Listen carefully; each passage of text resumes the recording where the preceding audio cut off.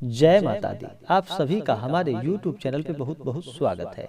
ऐसे ही जानकारियाँ प्राप्त करते रहने के लिए हमारे इस चैनल को लाल बटन दबा करके सब्सक्राइब करें, साथ में बेल आइकन घंटी दबाएं ताकि मेरी वीडियो का नोटिफिकेशन आपके पास सबसे पहले पहुंचे। कमेंट में जय माता दी जरूर लिखें ताकि आपकी कुशलता का हमें पता चलता रहे। ध्यायेत नित्यं महेशं रजत गृणिभं चारु चंद्रावतंसं रत्ना कल्पोज्वलांगं परशु मृगवरा भीति हस्तं प्रसन्नं पद्मासीनं शमन्तात् अस्तुतमृगनैर व्याघ्रकृतिं वशानं विश्वाद्यं विश्वबीजं निखिल भयहरं पंचवक्त्रं त्रिनेत्रम्। ओम नमः शिवाय। जय श्री राधे कृष्ण। आप सभी का हमारे YouTube चैनल पे बहुत बहुत स्वागत है। यूं ही ज्ञानवर्धक जानकारियाँ प्राप्त करने के लिए हमारे इस चैनल को लाल बटन दबा करके सब्सक्राइब करें, साथ में बेल आइकन घंटी दबाएं ताकि मेरी वीडियो का नोटिफिकेशन आपके पास सबसे पहले पहुंचे। आइए आज सुनते हैं शुक्र प्रदोष व्रत की कथा। शुक्र प्रदोष व्रत इस बार 26 मार्च 2021 दिन शुक्रवार को प्रदोष का व्रत किया जाएगा। प्रदोष व्रत के दौरान भगवान भोलेनाथ और माता पार्वती का पूजन किया जाता है। जो भी भक्त सच्ची श्रद्धा के साथ नियम व निष्ठा के साथ प्रदोष का व्रत करते हैं, प्रदोष व्रत का कथा श्रवण करते हैं, उनके जीवन में सभी आने वाली नकारात्मकताएं, संकटों का अंत हो जाता है और उनके घर में सदा सुख और समृद्धि का वास होता है। भगवान भोलेनाथ ही एक ऐसे देव है जो कि अपने भक्तों पर थोड़े से जल से ही प्रसन्न हो जाते हैं। इस दिन प्रदोष काल के समय पूजन किया जाता है भगवान भोलेनाथ और माता पार्वती का। प्रदोष काल का समय शाम 4:30 से लेकर के शाम 7 बजे तक का समय प्रदोष काल का समय होता है। इस दौरान भगवान शिव की नियम और निष्ठा के साथ पंचोपचार या षोडशोपचार पूजन विधि के द्वारा उनका पूजन करना चाहिए और प्रदोष का व्रत का कथा श्रवण करना चाहिए। तो आइए सुनते हैं प्रदोष व्रत की कथा। तो बोलिए प्रेम से भगवान भोलेनाथ की जय, माता पार्वती की जय। बहुत समय पहले की बात है कि एक नगर में 3 मित्र रहते थे। एक राजकुमार, दूसरा ब्राह्मण कुमार और तीसरा धनिक पुत्र। राजकुमार व ब्राह्मण कुमार का विवाह हो चुका था और धनिक पुत्र का विवाह भी हो गया था, किंतु गौना शेष था। एक दिन तीनों मित्र स्त्रियों की चर्चा कर रहे थे। ब्राह्मण कुमार ने स्त्रियों की प्रशंसा करते हुए कहा, नारीहीन घर भूतों का डेरा होता है। तो धनिक पुत्र ने यह सुना तो तुरंत ही अपनी पत्नी को लाने का निश्चय कर लिया। माता पिता ने उसे समझाया कि अभी शुक्र देवता डूबे हुए हैं, ऐसे में बहु बेटियों को उनके घर से विदा करवा लाना शुभ नहीं होता है। किंतु धनिक पुत्र नहीं माना और ससुराल जा पहुंचा। ससुराल में भी उसे रोकने की बहुत कोशिश की गई। ससुर पक्ष के लोग ने बहुत रोकने का प्रयास किया, मगर उसने जिद नहीं छोड़ी। माता पिता को विवश होकर अपनी कन्या की विदाई करनी पड़ी। ससुराल से विदा होते ही पति और पत्नी नगर से बाहर निकले ही थे कि उनकी बैलगाड़ी का पहिया अलग हो गया और एक बैल की टांग टूट गई। दोनों को काफी चोटें आई, फिर भी वे आगे बढ़ते रहे। कुछ दूर जाने पर उनकी भेंट डाकुओं से हुई। डाकू धन धान्य लूट ले गए।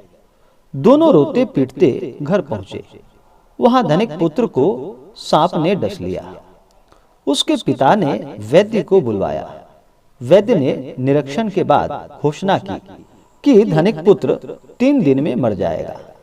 जब ब्राह्मण कुमार को यह समाचार मिला तो वह तुरंत आया। उसने माता पिता को शुक्र प्रदोष व्रत करने का परामर्श दिया और कहा, इसे पत्नी सहित वापस ससुराल भेज दे। यह सारी बाधाएं इसलिए आई है क्योंकि आपका पुत्र शुक्रास्त में पत्नी को विदा करा कर लाया है। यदि यह वहां पहुंच जाएगा तो बच जाएगा। धनिक को ब्राह्मण कुमार की बात ठीक लगी। उसने वैसा ही किया। ससुराल पहुंचते ही धनिक कुमार की हालत ठीक होती चली गई। शुक्र प्रदोष के महात्म से सभी घोर कष्ट जो आए थे वह टल गया। जो भी भक्त सच्ची श्रद्धा के साथ प्रदोष का व्रत करते हैं, कथा श्रवण करते हैं, भगवान शिव उनके सारे संकटों को हर लेते हैं। प्रदोष व्रत करने वाले को ब्रह्म मुहूर्त में उठ करके अपने सभी नित्य क्रियाओं से निवृत्त होकर के गंगा नदी या घर के जल में ही थोड़ा सा गंगा जल मिला करके स्नान करना चाहिए और शुद्ध वस्त्र धारण करके मन में संकल्प लेना चाहिए कि हे भगवान भोलेनाथ, हे माता पार्वती, आज मैं आपके प्रदोष का व्रत करने जा रहा हूँ। आप हमें आशीर्वाद प्रदान करें और आपके मन में जो भी इच्छा हो, जो भी कामना हो, वह भगवान भोलेनाथ से कहें। नीलकंठ महादेव महाकाल अपने भक्तों की सारी इच्छाओं को पूर्ण करते हैं।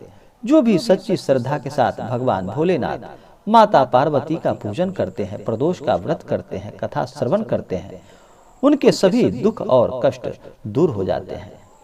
दिन भर व्रत उपवास रहें और प्रदोष काल के समय सफेद वस्त्र धारण करके भगवान शिव का मंदिर में नहीं तो घर पे ही एक अच्छा सा जगह ले, वहां पे 5 रंगों से रंगोली बनाए और वहां पे अपना कुशा का आसन लगाए। वहीं पे भगवान भोलेनाथ, माता पार्वती, गणेश, कार्तिकेय, शिव परिवार की पूजा षोडशोपचार पंचोपचार विधि के द्वारा करें। सबसे पहले तो भगवान भोलेनाथ को जल से उनका अभिषेक करें, क्योंकि भगवान भोलेनाथ ही एक ऐसे देव हैं जो अपने भक्तों के ऊपर थोड़े से जल से ही प्रसन्न हो जाते हैं। उसके बाद भगवान को पंचामृत से अभिषेक करें, फिर भगवान को शुद्ध गंगा जल चढ़ाएं, उसके बाद वस्त्र चढ़ाएं, यज्ञोपवीत चढ़ाएं, फिर भगवान को अक्षत, चंदन, पुष्पों की माला अर्पित करें, भगवान को बिल्वपत्र अर्पित करें, माता पार्वती को समस्त श्रृंगार की वस्तुएं चढ़ाएं, वस्त्र आभूषण चढ़ाएं, तो यह बहुत ही लाभकारी होगा। उसके बाद भगवान भोलेनाथ को बिल्वपत्र, भांग, धतूरा आदि अर्पित करें, फिर धूप और दीप दिखाए माता को और भगवान को। इसके बाद अनेक प्रकार का नैवेद्य भगवान को अर्पित करें। नैवेद्य के बाद जल चढ़ाएं, फिर द्रव्य और दक्षिणा चढ़ाएं। उसके बाद शुक्र प्रदोष के व्रत का कथा श्रवण करें, फिर भगवान की आरती करें। इसी प्रकार पूजन करते हुए अगले दिन सुबह उठ करके अपने सभी नित्य क्रियाओं से निवृत्त होकर के स्नान करके शुद्ध वस्त्र धारण करे, भगवान का पूजन करे। उसके बाद ब्राह्मणों को भोजन कराए, ब्राह्मणों को द्रव्य और दक्षिणा प्रदान करे, तो यह बहुत ही लाभकारी होगा। भगवान भोलेनाथ अपने भक्तों की समस्त इच्छाओं को पूर्ण करते हैं। आशा करता हूँ कि यह जानकारी आपको अच्छा लगा हो। ऐसे ही जानकारियाँ प्राप्त करते रहने के लिए हमारे इस चैनल को लाल बटन दबा करके सब्सक्राइब करें, साथ में बेल आइकन घंटी दबाएं, ताकि मेरी वीडियो का नोटिफिकेशन आपको समय से मिलता रहे। कमेंट में जय माता दी जरूर लिखें, ताकि आपकी कुशलता का हमें पता चलता रहे। वीडियो को लाइक और अपने मित्रों तथा दोस्तों के साथ शेयर करें। जय माता दी। धन्यवाद।